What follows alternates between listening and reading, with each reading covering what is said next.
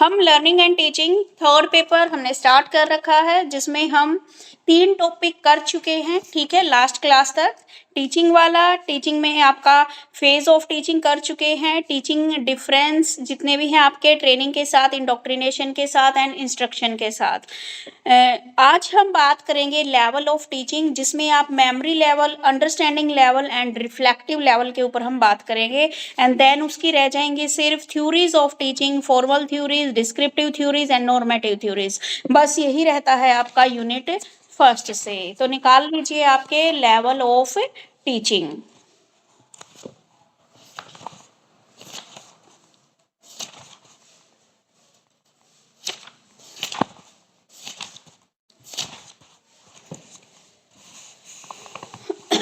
Level of teaching आपके 3 level है। ठीक है, जब भी आप इस क्वेश्चन को करो, अगर पेपर में आ जाता है तो आप ट्रायंगल बना लेना।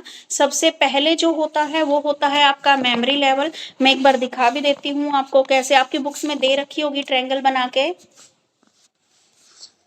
हाँ जी, तो ऐसे ही क्या है, आपको पेपर में भी इसको करके आना है।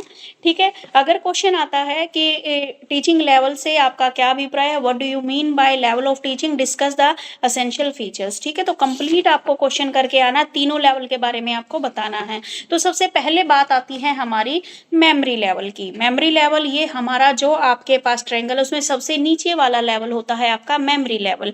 उसके बाद आता है आपका अंडरस्टैंडिंग लेवल, और उसके बाद आता है आपका रिफ्लेक्टिव लेवल। अब जैसे आप पढ़ोगे आपको पता लगेगा कि आप लेवल ऑफ टीचिंग में किस लेवल पे आते हो। ठीक है, विद्यार्थी की क्या है, डेवलपमेंट की अवस्था को ध्यान में रखते हुए बच्चों को क्या है, टीचिंग के 3 लेवल्स पर उन्हें पढ़ाया जाता है, ताकि उनके एजुकेशनल गोल्स को क्या है वो अचीव कर सके।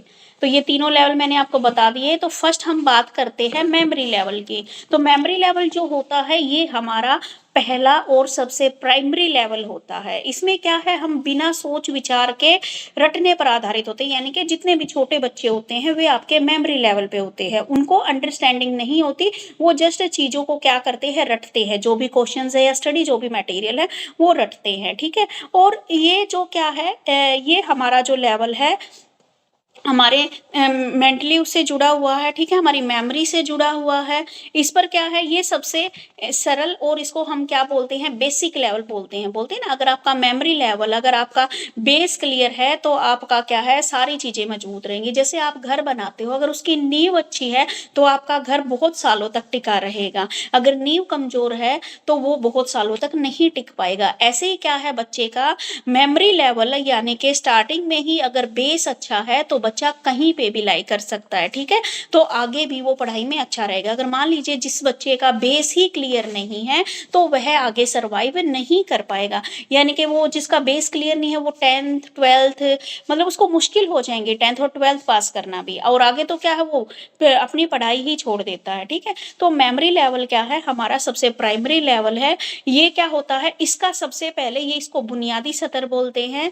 इसमें क्या है, चीजों को बच्चा क्या करता है, रटता है। चाहे वो रटता है, और बच्चा क्या है, इसमें फॉलो अप करके, अनुकरण करके सीखता है, इमिटेशन करके। यानी कि बच्चा जो जो चीजें देखता है, क्योंकि बच्चा छोटा होता है इस लेवल पे, तो बच्चा क्या है, जो अपने बड़ों को देखता है वही बच्चा क्या है यहाँ पे करता है। ठीक है, टीचर क्या है, उसे सिखाता है, उन चीजों को वह दिमाग में क्या है स्टोर करके रखता है, उनको फिर से रिवाइज कराया जाता है और फिर से रिप्रेजेंट कराया जाता है। यानी कि बार बार बच्चे को क्या है यहाँ पर सिखाया जा रहा है।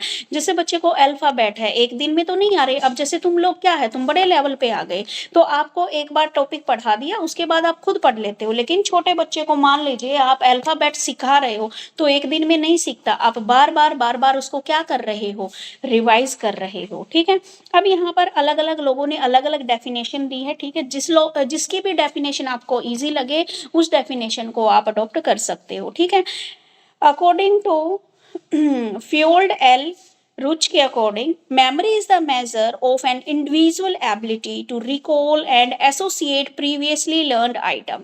यानी कि जो आपकी मेमोरी है वह व्यक्ति की पहले से सीखी हुई चीजों को याद करने और उसे संबंध स्थापित करने की क्षमता को दर्शाती है। यानी कि जो आपका मेमोरी लेवल है, मेमोरी क्या है, जो हमारे माइंड से रिलेटेड है, नाम से ही पता लग रहा है मेमोरी।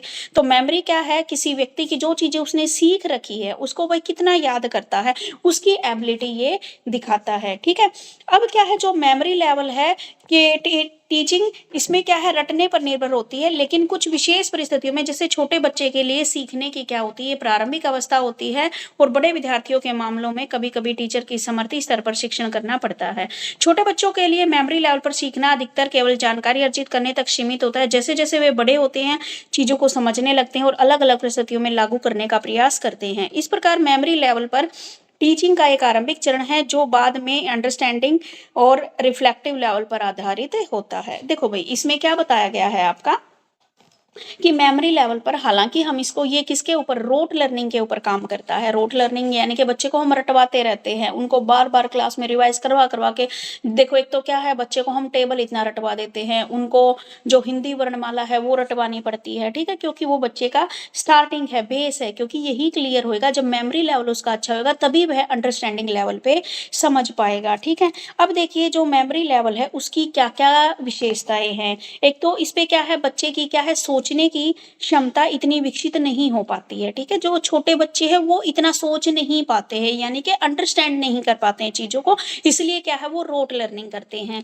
वो क्या है, सिर्फ जो भी फैक्ट हैं, जो भी रूल्स हैं, उनको वो याद करते हैं, समझते नहीं है बच्चे इस लेवल पे, ठीक है, उनको याद करते हैं। उनका उद्देश्य सिर्फ, अगर मैडम ने क्वेश्चन दे दिया तो वो मुझे क्लास में सुनाना है, रट्टा मार के चले जाते हैं, ठीक है। इसमें टीचर की भूमिका प्रमुख होती है, विद्यार्थी की भूमिका सेकेंडरी होती है, ठीक है भाई, क्योंकि इसमें जो टीचर होता है वो मेन होता है और जो स्टूडेंट होता है वो क्या होता है, सेकेंडरी होता है। क्योंकि भाई टीचर, अब छोटे बच्चे हैं वो इतना समझ तो नहीं पाते, तो जो टीचर उनको रटवाता है बच्चे वही रटते हैं, ठीक है। इसमें क्या होता है, जो टीचिंग मटेरियल होता है वो एक सिस्टमेटिक तरीके से होता है, ठीक है, और पहले से ही उसकी प्लानिंग कर रखी होती है कि आज हमें बच्चे को अल्फाबेट में ये सिखाना है, कल हमें ये सिखाना है, और अगले दिन हमें ये सिखाना है। इसमें क्या होता है, जो बच्चे की और टीचर एक सीमित और स्पष्ट विषय पर केंद्रित होते हैं, यानी कि इनका जो कैरिकुलम होता है वो भी क्या होता है, लिमिटेड होता है, ठीक है, यानी कि उनको एक लिमिटेड सिलेबस मिलता है यहाँ पर। तो यहाँ तक क्लियर है?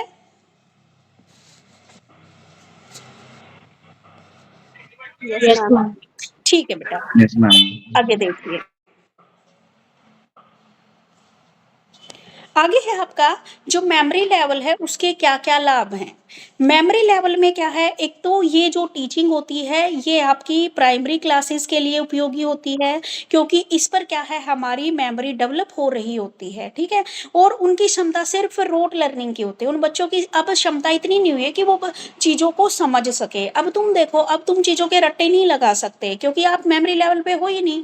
अगर आप याद करने भी बैठोगे, आप 2 घंटे बैठ जाओ, आपको ये लगेगा कि मुझे तो क्वेश्चन याद ही नहीं हो रहा, क्योंकि भी वो याद होगा ही नहीं, वो रट्टे लगेंगे ही नहीं। आप जस्ट उसको क्या करोगे, अंडरस्टैंड करोगे, समझोगे, आपको याद करने की जरूरत नहीं, आप उसको लिख दोगे, ठीक है।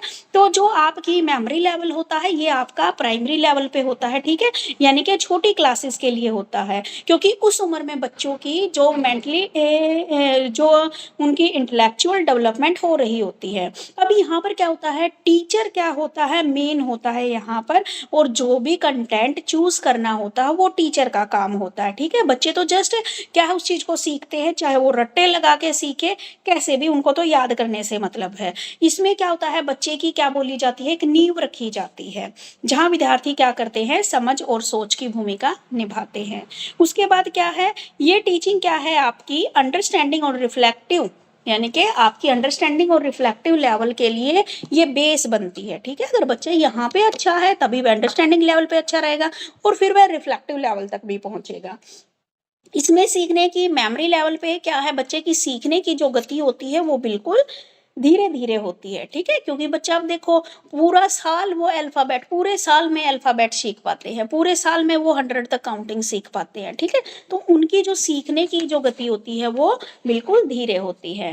तो ये थी इसकी एडवांटेजेस, और अब आती है इसकी डिसएडवांटेजेस, इसकी क्या क्या हानियां हैं।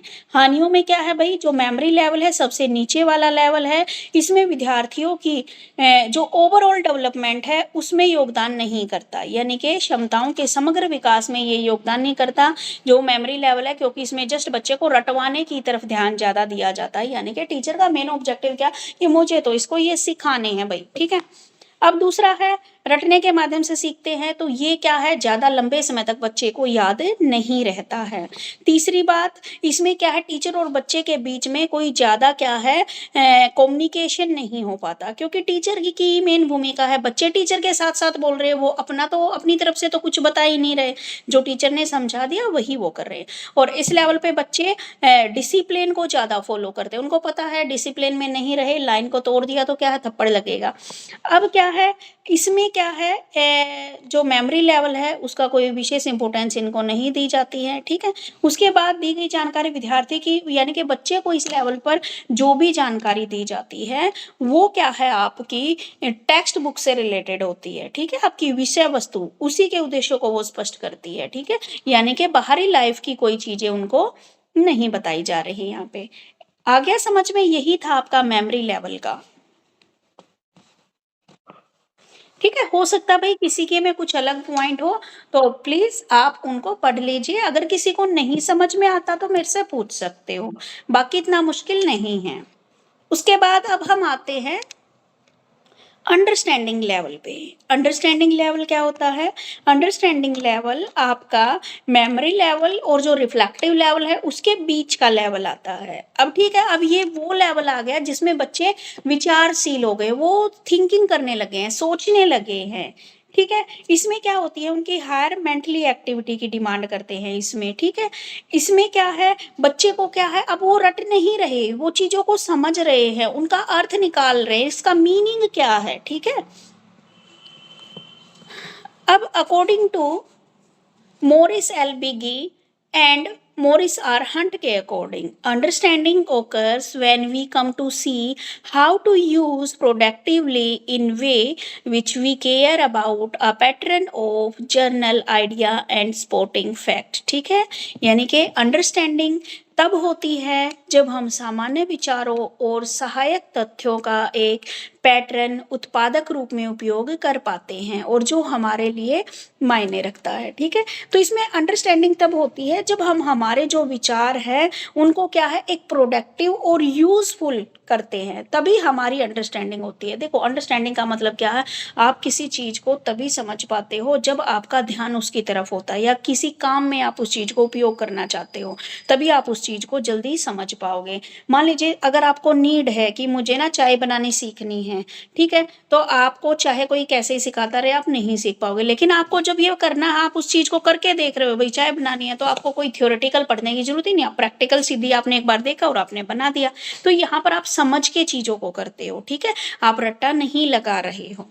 अगर देखा जाए तो यहाँ पर बताया गया है कि शिक्षा में अंडरस्टैंडिंग का अर्थ है, अंडरस्टैंडिंग लेवल में अंडरस्टैंडिंग का मीनिंग लिया गया है कि जितने भी हमारे कंसेप्ट हैं उनका हम क्या करते हैं, उपयोग करते हैं, उनको आपस में को रिलेट करके समझने की कोशिश करते हैं, और जो भी कॉम्प्लेक्स सेंटेंस है उसको हम जर्नलाइज करके पढ़ते हैं यहाँ पे। यानी कि समझ का अर्थ है, अंडरस्टैंडिंग का मीनिंग क्या है, जो भी कंसेप्ट मैंने आपको दिया है सबसे पहले तो आप ये देखोगे कि ये किससे को रिलेट कर रहा है, आप उस चीज से को रिलेट करके उसको समझने की कोशिश करोगे, फिर उसको उपयोग करने की कोशिश करोगे। और क्या है, अगर कॉम्प्लेक्स है ज्यादा तो उसको क्या है, आप जर्नल पर्सपेक्टिव प्राप्त करो, यानी कि उसको सामान्य करने की कोशिश करोगे। अब आपको अगर मान लीजिए आप अपने बच्चे को भी पढ़ा रहे हैं, कोई हार्ड चीज है तो आप उसको क्या है, उसको आप इजी वे में करके दिखाने की कोशिश कर रहे हो। अब आप बुकिश लैंग्वेज यूज नहीं कर रहे, अब आप उस चीजों को समझ के खुद अपनी लैंग्वेज बना रहे हो, ठीक है। अब ये होता है जो आपका अंडरस्टैंडिंग लेवल होता है, ये आपके मेमोरी लेवल की तुलना में ज्यादा क्वालिटेटिव होता है, ठीक है। इसमें यहाँ पर आपके अंदर क्वालिटीज ज्यादा होती हैं, ठीक है, आप ज्यादा चीजों को अंडरस्टैंड कर पाते हो, ठीक है। ये क्या है, आपका थिंकिंग लेवल है, इसमें आप सोचते ज्यादा हो, आप जो भी कंसेप्ट है, जो भी प्रिंसिपल है, उनके बीच में क्या है, को रिलेट पैदा करके उस चीज को अंडरस्टैंड करते हो, ठीक है। उसके सीखने का तरीका देखते हो कि भाई ये चीज बनाई कैसे है, तो आप उस तरीके को सीखते हो और फिर आप भी उस चीज को इन्वेंट कर देते हो, ठीक है। यानी कि आपने कोई भी कंसेप्ट है, कोई भी टॉपिक मैंने मान लीजिए आपको दिया है, तो आप उसको रट्टे नहीं लगाते, उसको आप समझने की कोशिश करते हो और आपके बीच उसमें जितने भी हर्डल्स आते हैं उनको आप पार करने की कोशिश करते हो। और जो आपका अंडरस्टैंडिंग लेवल है, इसका मेन ऑब्जेक्टिव क्या होता है कि आप कोई भी नए फैक्ट हैं, प्रिंसिपल है, रूल्स हैं, उनको आप रटने की बजाय, या कोई भी फॉर्मूलाज हैं उनको आप रटने की बजाय क्या करना है, आपको उनको समझना है, ताकि आपको रियल लाइफ में वो चीज़ें क्या है आपको उपयोग हो सके। ठीक है, दूसरे शब्द देखा जाए तो इसमें आपकी इंटेलेक्चुअल डेवलपमेंट ज़्यादा होती है। ठीक है, इसमें क्या है आपकी जो छिपी हुई एबिलिटीज़ है वो निकल के बाहर आती हैं। और इसमें आपका टीचर का जो रोल होता है वो एज ए फैसिलिटेटर का होता है। यहाँ पर क्या है, टीचर मेन नहीं है, यहाँ पर क्या है आपका दोनों का रोल है। टीचर आपको जस्ट गाइड, टीचर क्या है आपको टॉपिक समझा रहा है और आप उसको समझ रहे हो। अब टीचर अपनी तरफ से नहीं करवा रहा, आपको भी ध्यान में दिया जा रहा है, यानी कि ये क्या है चाइल्ड सेंटर्ड टीचिंग यहाँ पे आ जाती है आपकी। ठीक है, जो मेमोरी लेवल पे होती है उस पर टीचर सेंटर्ड होती है। अब इसमें क्या होता है, इस लेवल के ऊपर टीचर की भूमिका अधिक एक्टिव रहती है। वो छात्रों को क्या है गहराई से समझने की कोशिश करता है, उनको रटने की बजाय उनको पहले प्रीवियस नॉलेज के साथ जोड़ता है और उनको क्या है जो भी कॉम्प्लेक्स टॉपिक है उसको जर्नल करने की कोशिश करता है। ठीक है, अब देखते हैं यहाँ तक क्लियर है मीनिंग अंडरस्टैंडिंग लेवल का। अब जैसे आप लोग हो, आप लोग क्या चीज़ों को पढ़ोगे, समझोगे, कोरिलेट करके देखोगे। अब जैसे मैं भी आपको क्लास में पढ़ा रही हूँ तो मैं बोल रही हूँ बेटा आप कोरिलेट करो, खुद के ऊपर अप्लाई करके देखो, तो आपको याद करने की, रटने की जरूरत ही नहीं, आपको वो चीज़ें समझ में आ जाएंगी, समझ में आ जाएंगी तो आप लिख सकते हो। अब देखो भाई, जो आपका अंडरस्टैंडिंग लेवल है उसके क्या क्या लाभ हैं। ठीक है, तो अंडरस्टैंडिंग लेवल में छात्रों को जो सब्जेक्ट है उसकी वो डीप नॉलेज डेवलप होती है उनके अंदर। ठीक है, डीप नॉलेज कैसे होती है, मान लीजिए मैंने आपको कल को कोई टॉपिक दे दिया कि भाई आप इस टॉपिक को पढ़ के आना और मैं आपसे पूछूंगी क्लास में, तो आप उसको अपने अकॉर्डिंग उसको पढ़ के देखोगे, समझोगे और फिर आप उसको पढ़ाओगे क्लास में आके। तो इससे क्या होगी आपकी नॉलेज और डीप हो जाएगी। जो एक टॉपिक दिया था, ठीक है, आपने उसको पढ़ा और जब आपने उसको पढ़ा, जब 50% आ गया, जब आपने उसको किसी दूसरे को समझा दिया तो आपको वो 100%। ठीक है, तो इसमें क्या होता है आप समझ के काम करते हो तो आपको उसकी जैसे आपने पिछले लेवल में तो आपने रटा था, रटी हुई चीज आप भूल जाते हो। इसमें क्या है आपने डीपली स्टडी किया, समझा है तो वो चीज क्या है आपको लंबे समय तक याद रहेगी। दूसरा पॉइंट ये निकल के आ गया, आपको गहरी उस चीज की क्या है डीप नॉलेज हो जाती है। बच्चे के जो सोचने की है, थिंकिंग पावर है, अंडरस्टैंडिंग की पावर है, एबिलिटी है, वो डेवलप होती है। ठीक है, और उसके बाद क्या है क्षमता या चिंतनशील स्तर के लिए एक मजबूत नींव होती है। ठीक है, अब आपके लिए क्या है अगर रिफ्लेक्टिव लेवल पे आपको पहुंचना है तो उसके लिए क्या है आपकी किसके ऊपर आ जाती है, अगर आपको रिफ्लेक्टिव लेवल के लिए क्या है एक बेसिक नींव मिल जाती है, बेस और मजबूत हो जाता है अगर आप अंडरस्टैंडिंग लेवल पर भी अच्छे रहते हो। ठीक है, आपका देखो बेटा जितने भी स्कूल स्टूडेंट हैं वे आपके मेमोरी लेवल पे आते हैं, कॉलेज वाले स्टूडेंट सारे आपके इस पे अंडरस्टैंडिंग लेवल पे आते हैं, और जितने भी आपके रिसर्चर होते हैं, पीएचडी स्कॉलर्स होते हैं, वो सारे के सारे रिफ्लेक्टिव लेवल पे आते हैं। ठीक है, अब देखिए और इसमें क्या बताया गया है आपका, इसमें कक्षा में जो स्टूडेंट होता है वो एक्टिवली पार्टिसिपेट करता है इसमें। ठीक है, स्टूडेंट क्या है आपका इसमें एक्टिव तरीके से क्या है पार्टिसिपेट करता है और अपनी समझ के आधार पर वह चीज़ों को क्या करता है सीखता है, और जब वह अपने अंडरस्टैंडिंग से उन चीज़ों को सीखता है तो वो उसको बिल्कुल क्लियर हो जाती है और लॉन्ग टर्म तक उसकी मेमोरी में वो चीज़ें फिट हो जाती हैं। ठीक है, उसके बाद है विद्यार्थी तथ्यों और जानकारी को समझते हैं और उन्हें वास्तविक उपयोग और उद्देश्य को जान पाते हैं। ठीक है, तो स्टूडेंट्स की क्या है जो भी फैक्ट है उनकी या जो भी जानकारी उनको समझते हैं और रियल लाइफ में उसका क्या उपयोग है, क्या ऑब्जेक्टिव है, उसको वो जान पाते हैं। ये छात्रों के व्यक्तित्व और विशेष उदाहरणों के आधार पर सामान्य नियम या सिद्धांत सीखने में सहायक होते हैं। तो ये सारी क्या थी आपकी अंडरस्टैंडिंग लेवल के लाभ थे। ठीक है, अब अंडरस्टैंडिंग लेवल की भी कुछ क्या है हानियां हैं उसके बारे में भी देखते हैं। हर शिक्षक सभी छात्रों को अंडरस्टैंडिंग स्तर तक पहुंचाने में सक्षम नहीं हो पाता, बिल्कुल सही बात है। 100 बच्चे हैं तो 100 बच्चों में से कितनी अंडरस्टैंडिंग लेवल तक पहुंचेंगे। कुछ बच्चे तो ऐसे भी होंगे जो क्लास में नहीं पढ़ते, उन्होंने पहले भी रट्टा मारा था वो अब भी रट्टा लगा रहे हैं। ठीक है, और आधे से ज्यादा तो क्या है आफ्टर +2 क्या है ड्रॉप आउट हो जाते हैं। ठीक है, तो इसमें एक ये है कि आपके हर एक बच्चा अंडरस्टैंडिंग लेवल तक नहीं पहुँच पाता।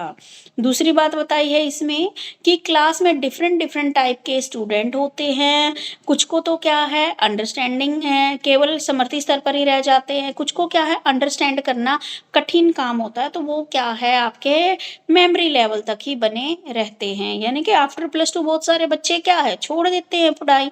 उसके बाद क्या है जो अंडरस्टैंडिंग लेवल है वो क्रिएटिव, इनोवेशन और प्रॉब्लम सॉल्विंग जैसे जो हायर कॉग्निटिव एबिलिटीज़ होती हैं उसको डेवलपमेंट करने की तरफ ध्यान नहीं देता है।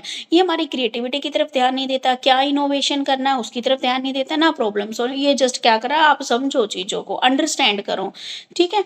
अब इसमें क्या है जो भी आपका कंटेंट है वो पूरे वर्ग के लिए एक समान रूप से प्रस्तुत की जाती है, व्यक्तिगत आधार पर इस पे कोई ध्यान नहीं दिया जाता। कुछ बच्चा क्या होता है अंडरस्टैंडिंग लेवल पे भी उसके अंदर रिफ्लेक्टिव लेवल वाले क्वालिटीज़ आ जाती है, ठीक है?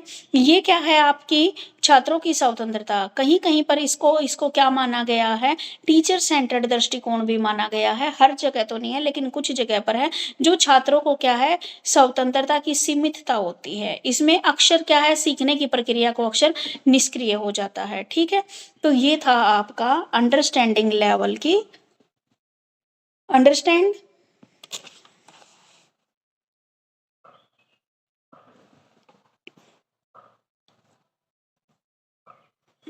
Yes, ma'am. Yes, ma'am. चलिए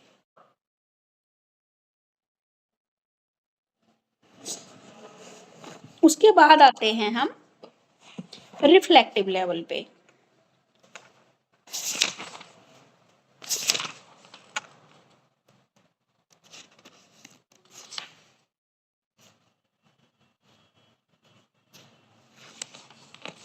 आगे बात आती है हमारी रिफ्लेक्टिव लेवल जिसको आप बोलते हो चिंतन स्तर, ठीक है? रिफ्लेक्टिव लेवल क्या होती है ये हमारी जो लेवल ऑफ टीचिंग है उसमें सबसे हायर लेवल पर होती है। इसमें आपकी जो थिंकिंग लेवल बहुत गहराई से और बहुत व्यापारिकता इसमें शामिल होती है, ठीक है? यानी कि आप हायर लेवल की थिंकिंग इसमें करते हो, ठीक है? इस लेवल पर क्या है पढ़ना आसान नहीं है, ये तभी संभव है जब बच्चा अंडरस्टैंडिंग लेवल पे भी बहुत अच्छा रहा है, मेमोरी लेवल पे भी, यानी कि मेमोरी लेवल पे भी बहुत अच्छा रहा है, फिर अंडरस्टैंडिंग लेवल पे भी, और फिर जाके वह रिफ्लेक्टिव लेवल पे भी अच्छा रहेगा। और रिफ्लेक्टिव लेवल तक सब बच्चे नहीं पहुंच पाते, कुछ बच्चों ने मेमोरी लेवल पे ड्रॉप आउट कर दिया। अब क्या है कुछ बच्चे अंडरस्टैंडिंग यानी कि कॉलेज के बाद पढ़ाई छोड़ देते हैं। आप देखो 100 में से आप ये लगाओ कितने बच्चे आपके कॉलेज में पहुंचे, 100 में से चलो 20 बच्चों ने +2 में ही ड्रॉप आउट कर दिया, 80 बच्चे कॉलेज लेवल तक पहुंच गए, 80 में से 20 बच्चों ने आफ्टर ग्रेजुएशन ड्रॉप आउट कर दिया, फिर 20 बच्चों ने क्या है आफ्टर आपकी पोस्ट ग्रेजुएशन के बाद ड्रॉप आउट कर दिया। उसके बाद कितने बच्चे रिफ्लेक्टिव लेवल तक पीएचडी तक पहुंचते हैं, नहीं पहुंचते, क्योंकि एक तो क्या होता है सीटें इतनी कम होती हैं, हर एक डिपार्टमेंट में 4 या 5 सीटें होती है, तो आप देखो इतने ही बच्चे रिफ्लेक्टिव लेवल पर पहुंचेंगे, क्योंकि इस लेवल पर पढ़ना आसान नहीं है, आपको और डिटेल में यहाँ पे स्टडी करनी है, सोचना है। यहाँ पर क्या है टीचर का रोल जस्ट एक गाइडेंस के तौर पर, वो जस्ट आपको गाइड करता है, क्या करना है क्या नहीं करना है ये सारा का सारा काम एक स्टूडेंट के ऊपर होता है, ठीक है? अब जैसे मैं पीएचडी कर रही हूँ तो पीएचडी के दौरान मेरे जो गाइड हैं वो जस्ट मुझे एक टॉपिक का वो देते हैं कि भाई आपको ये करना है और मैं आपको इतने दिन का टाइम दे रहा हूँ, चाहे आप कहीं से भी ढूंढो कहीं से भी लिखो, 50-50 रिसर्च पेपर आप लोग पढ़ो, और उसके बाद वो 50 पेपर पढ़ने के बाद हमें कुछ मटेरियल लिखना है खुद, ठीक है? तो इस लेवल पर सारे बच्चे नहीं पहुंच पाते हैं, इसके लिए सबसे पहले बताया गया है दोनों लेवल बच्चे का अच्छा रहेगा तभी पहुंच पाएगा, ठीक है?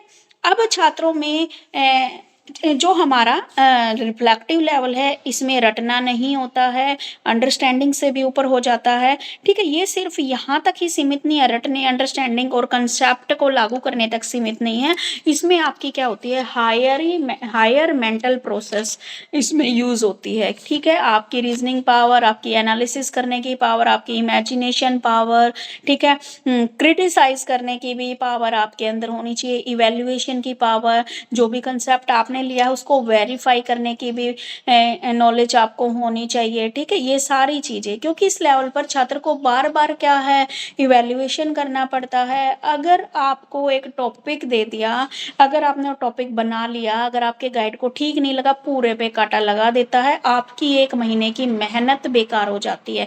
आप फिर से वही ट्राई कर रहे हो, ठीक है।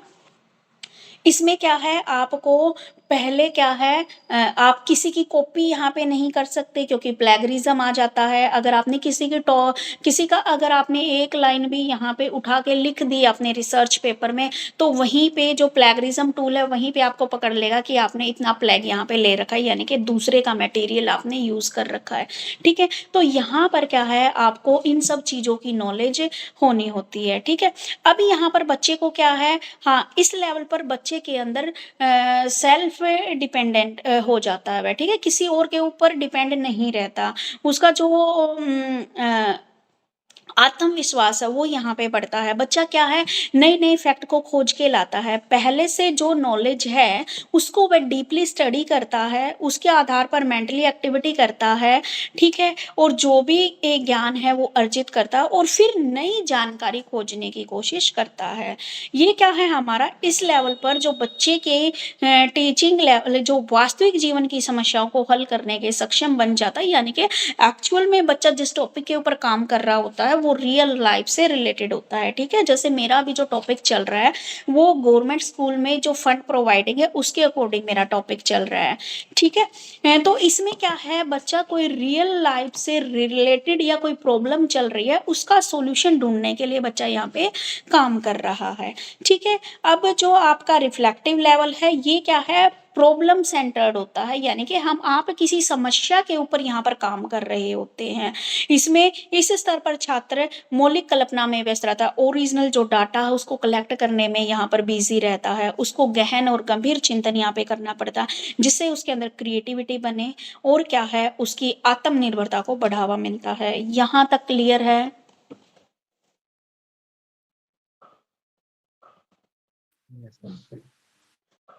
Yes, ma'am.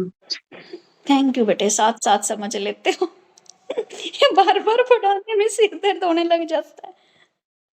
चलिए अब आते हैं हम रिफ्लेक्टिव लेवल के क्या क्या लाभ हैं, ठीक है। रिफ्लेक्टिव लेवल के लाभ एक तो क्या है सबसे पहले तो छात्र समस्याओं का समाधान करने और उन्हें सफलतापूर्वक हल करने का अनुभव प्राप्त करता है। अब देखो भाई बच्चा जब खुद ही प्रॉब्लम्स के ऊपर काम कर रहा है तो उसको सोल्व करना और उस सोल्व करने से जो उसको एक्सपीरियंस मिला है तो उससे क्या है उसको मोटिवेशन मिलता है, ठीक है, उसका आत्मविश्वास बढ़ता है, ठीक है। अब दूसरा क्या है इसमें बच्चा क्रिएटिव बनता है, उसकी ओरिजिनल सोच यहाँ पर क्रिएट होती है। बेटे आपको अभी तक यही नहीं पता? आप तो 2-3 दिन से आ रहे हो, मैंने लास्ट क्लास में पूछा भी था। आपका चल रहा है बेटे लर्निंग एंड टीचिंग पेपर 3 और उसकी फर्स्ट यूनिट चल रही है जिसमें हम लेवल ऑफ टीचिंग कर रहे हैं, ठीक है। अब निकाल लीजिए। अब देखिए 3rd paper learning and teaching first unit का लेवल ऑफ टीचिंग वाला टॉपिक चल रहा है जिसपे 3rd लेवल पे हम पहुंचे हुए हैं। 2 लेवल मैंने करा दिए हैं अभी की क्लास में। अब देखते हैं हम रिफ्लेक्टिव लेवल के क्या क्या लाभ है। रिफ्लेक्टिव लेवल क्या है सबसे पहले बात आ गई आप एक स्पेसिफिक प्रॉब्लम के ऊपर काम कर रहे हो और प्रॉब्लम के ऊपर काम करने से आपको जो एक्सपीरियंस आपको मिला है उससे क्या है आप मोटिवेशन आपको मिलता है, ठीक है, कॉन्फिडेंस आपका बढ़ता है। जो काम आपने खुद किया जो प्रॉब्लम सॉल्व की भाई ऑफकोर्सली कॉन्फिडेंस तो बढ़ेगा। उसके बाद क्या है इसमें स्टूडेंट की क्रिएटिविटी और मौलिक सोच को बढ़ावा देता है, ठीक है। ये बच्चे की क्या है उसको क्रिएटिव बनाता है। भैया अब मुझे पता है प्रॉब्लम्स मेरे पास ये है और मुझे इस प्रॉब्लम्स को सोल्व करना है तो मैं क्रिएटिव तो बनूंगी क्योंकि मुझे अपनी प्रॉब्लम को सोल्व करने के लिए ओरिजिनल डाटा चाहिए, ठीक है। और उस ओरिजिनल डाटा में मुझे अपनी स्किल्स का यूज करना है, अपनी थिंकिंग का यूज करना है, ठीक है। इसमें क्या है हमें इंटरनल मोटिवेशन प्राप्त होता है, छात्र को क्या है ऑनेस्टी समर्पण लगन से कार्य करने की प्रेरणा मिलती है। इस लेवल पे उन्हें आत्मनिर्भर और आत्मनिर्देशित बनाता है ये लेवल, यानी कि बच्चे का क्या है वह अपने ऊपर ही डिपेंड है और खुद रूल्स और रेगुलेशन में रहकर बच्चा काम कर रहा है। उसके बाद है चिंतन स्तर पर शिक्षक विभिन्न शैक्षणिक कौशलों के विकास में सहायक होता है और सफल, यानी कि अगर आप रिफ्लेक्टिव लेवल पर पहुंच गए हो तो आपके अंदर क्या है, डिफरेंट डिफरेंट एजुकेशनल या टीचिंग स्किल्स भी डेवलप हो जाती है। और ये क्या है, आपकी चाइल्ड सेंटर्ड होता है। इसमें छात्र ही क्या होता है, एक्टिव होता है। इसमें जो आपका टीचर है वो एक्टिव नहीं है, वो जस्ट आपको एक टॉपिक देता है और उस टॉपिक पे आप खुद ही अपना काम करते हो। ठीक है। और ये जो लेवल है आपका मेमोरी लेवल और अंडरस्टैंडिंग लेवल से ज़्यादा थिंकिंग होती है इसमें। ठीक है। और गहराई से आपको समझ विकसित करनी पड़ती है। ठीक है। अब है भाई आपके रिफ्लेक्टिव लेवल की क्या क्या, ये तो थे इसके एडवांटेजेस। अब हम पढ़ेंगे रिफ्लेक्टिव लेवल की क्या क्या डिसएडवांटेजेस हैं। तो डिसएडवांटेजेस में क्या बताया गई है भाई, आपका चिंतन स्तर पर व्यवस्थित सामग्री का अभाव हो सकता है। अब देखो रिफ्लेक्टिव लेवल पर जो एक सिस्टमैटिक जो मटेरियल होता है उसकी कमी हो सकती है, जिससे शिक्षकों को पाठ प्रारंभ करने में कठिन है। हाँ जी, मटेरियल क्या है आपके पास, जब आप रिफ्लेक्टिव लेवल पे पहुंचते हो तो आपके पास, अब तो आपके पास बुक्स हैं, उस लेवल पे आपके पास कोई बुक्स नहीं है। आपको खुद ही अपनी अरेंजमेंट करनी है, चाहे आप कहीं से भी करो। उसके बाद क्या है, छोटे बच्चों के लिए ये जो मेथड है ये उपयुक्त नहीं है। इसके लिए क्या है, आपको हायर कॉग्निटिव स्किल्स की आवश्यकता होती है। इसमें बड़े वर्गों में व्यक्तिगत ध्यान देना कठिन होता है। इससे अनुशासन और पाठ्यक्रम को पूरा करना क्या है, चुनौतीपूर्ण कार्य हो जाता है। ठीक है।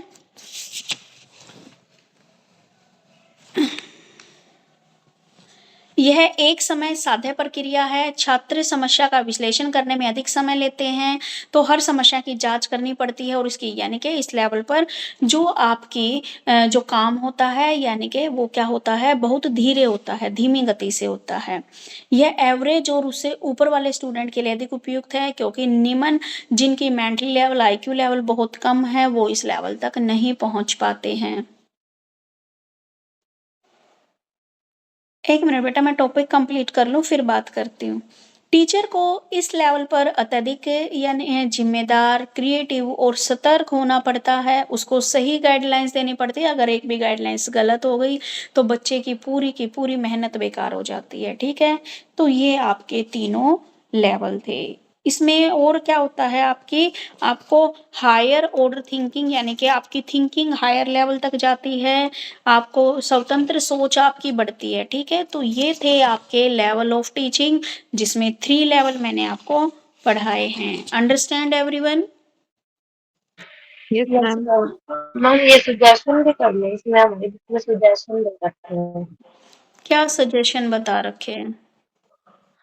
जैसे कि हमें रिफ्लेक्टिव लेवल में क्या सुझाव करने चाहिए, जैसे कि ये लगा लो समृद्धि स्तर या बोर्ड स्तर के शिक्षण के बाद इस स्तर का शिक्षण होना चाहिए, मतलब कि कुछ ऐड करना हो।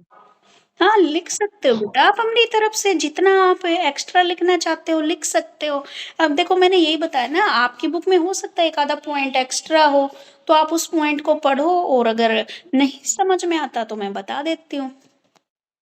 Okay ma'am. और ये जैसे मेरिट डिमेरिट कितने पॉइंट लिख सकते हैं? बेटा अब देखो, देने को तो किसी में 10 पॉइंट दे रखे, किसी कम से कम 5 या 7 पॉइंट आप कर लो, बहुत है। ठीक है मैम, थैंक यू।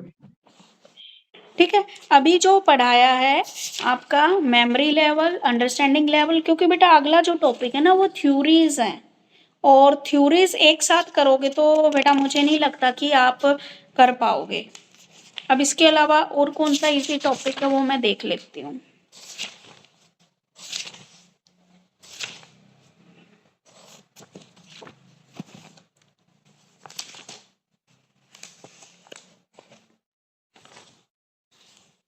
एक बार 5 मिनट का टाइम है, इसको पढ़ो आप बैठ के। ठीक है। और अगर कोई पॉइंट नहीं समझ में आता या एक्स्ट्रा पॉइंट है तो पूछ सकते हो।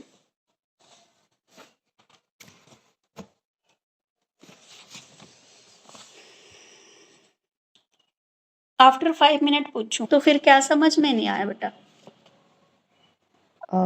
इसमें जो रिफ्लेक्टिव लेवल ऑफ टीचिंग है ये इमेजिनरी प्रॉब्लम को कैसे सॉल्व करता है, जबकि इसमें जो एक्चुअल प्रॉब्लम है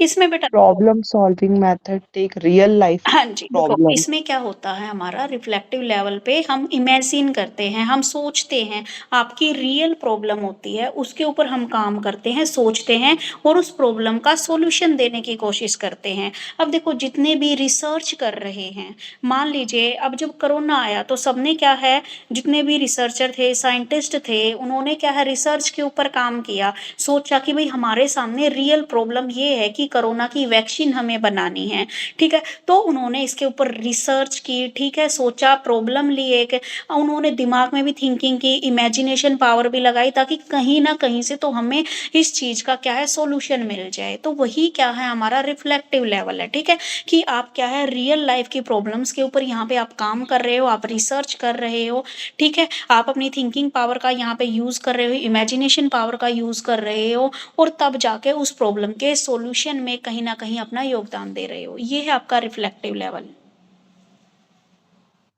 मैम इसमें हम ये भी कह सकते हैं कि हम एक फ्यूचर में आने वाली प्रॉब्लम को भी फ्रेम कर सकते हैं कि जैसे हालात चल रहे हैं इसके अकॉर्डिंग ये प्रॉब्लम भी आ सकती है हाँ और जी। उसका भी हम पहले से सॉल्यूशन दे दें।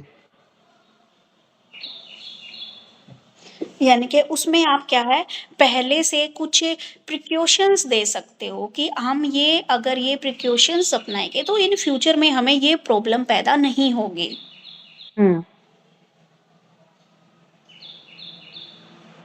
यस। और कोई जिसको प्रॉब्लम हो पूछ सकते हो बेटे। मैम मैम ये जो समृद्धि बोध चिंतन स्तर है, जो कि समृद्धि बाल्यावस्था के अंतर्गत आता है, बोध किशोर के अंतर्गत आएगा। क्या? हाँ जी। जो समृद्धि हाँ, हाँ, आप ये पूछना चाह रहे हो ना कि जो मेमोरी लेवल है वो चाइल्डहुड में आता है, आपका अंडरस्टैंडिंग लेवल आपका आ गया एडोलसेंस में आ गया और रिफ्लेक्टिव लेवल जी उससे ऊपर आ गया। हाँ जी। Ma'am, thank you ma'am. अब जैसे अब आप इससे आगे जब आप अपना कॉलेज लेवल कंप्लीट कर लोगे, आप पीएचडी में जाओगे तो आप रिफ्लेक्टिव लेवल पे पहुँच रहे हो। जी मैम। ठीक है, क्योंकि वहाँ पर आपको कोई सब्जेक्ट या सिलेबस नहीं दिया जाता। वहाँ पर आपको जस्ट एक प्रॉब्लम को चूज़ करना पड़ता है और उस प्रॉब्लम का सॉल्यूशन आपको देना होता है। ठीक है मैम। ठीक है बेटा, चलिए 1 मिनट रुकना।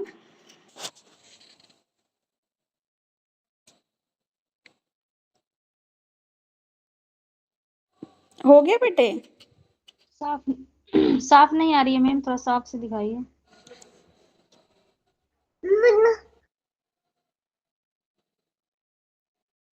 अभी आई?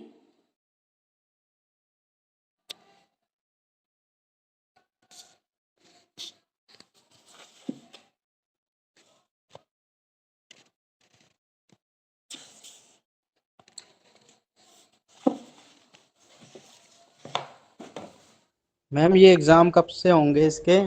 जून में होंगे बेटा, मई या जून में। देखो फर्स्ट हो गया है, सेकंड वाला पेज देखो।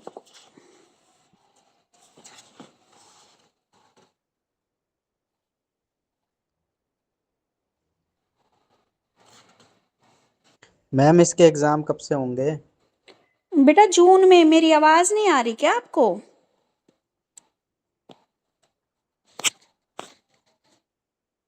मैम साफ नहीं दिख रहा। और मैं ये बताओ मेरी आवाज़ आ रही है आपको?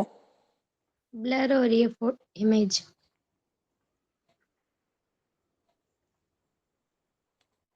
अब देखो।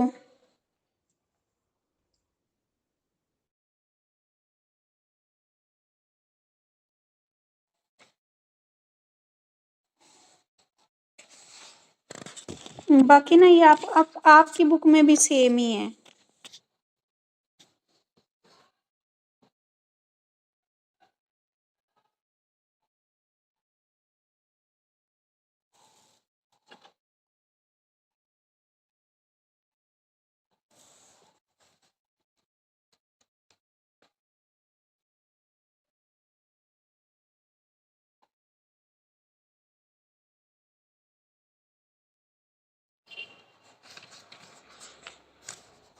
साफ नहीं आ रही है मैम।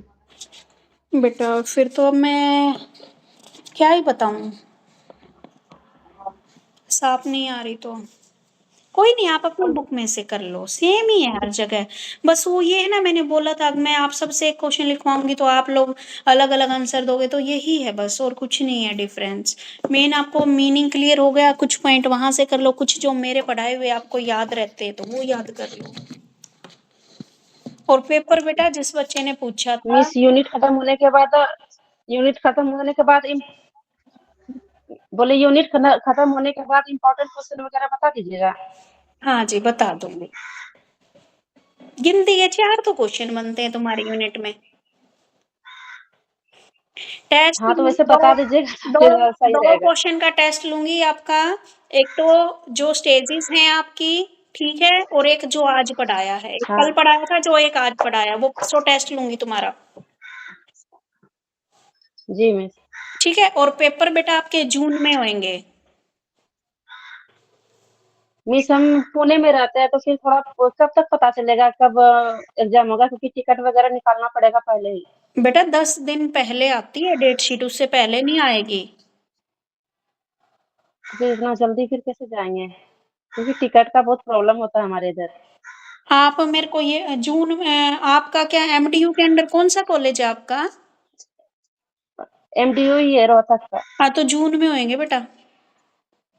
तो वो सेंटर कहाँ पे आएगा, रोहतक में? नारायणा कॉलेज के हो आप? नहीं नहीं, MDU Rohtak, Maharshi Dayanand university. College कौन सा है? महर्षि दयानंद यूनिवर्सिटी अरे रोहतक। बेटा वो यूनिवर्सिटी है, सारे बच्चे ही उसके अंडर आते हैं। उसका मैडम, कॉलेज मुझे नहीं मैम मालूम जी फिर। नमस्कार। नमस्ते बेटे। मैडम